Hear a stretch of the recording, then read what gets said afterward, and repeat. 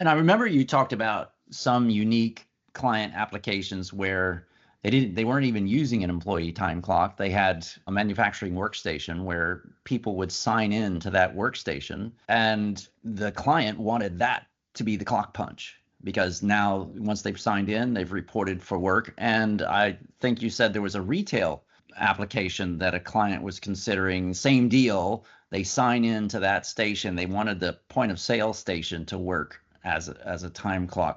Can you comment on either of those or that kind of concept where they're completely not using a time clock at all? Yeah, absolutely. And we've dealt with requirements that are very unique and non-standard, depends on the industry. When I talk about facial recognition, we had a company that specialized in facial recognition devices that were used for example, entry purposes. So they would be used for dorms and colleges where students would come in, and you can have access control who accesses it from what time to what time, and all you do is you show your face and it recognizes you and lets you in.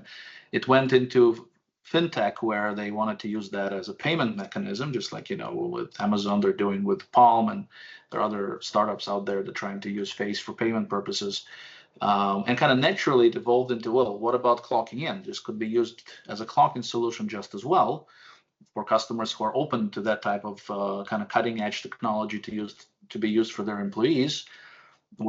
So we've created a solution like that for a customer where a customer would employees would come in and they would show their face, they would be identified by their face.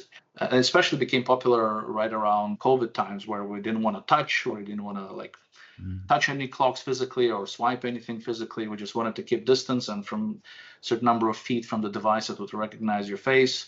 And we even had a gesture capability where you would show thumbs up for clock in and thumbs down for clock out, because you have to distinguish what action you're doing. So again, no touching. That was very safe, very accurate, very secure. You could not do body punching. You could not, clock in for someone else, as it happens sometimes in the industry, using someone else's badge. No cheating. Your face is right there.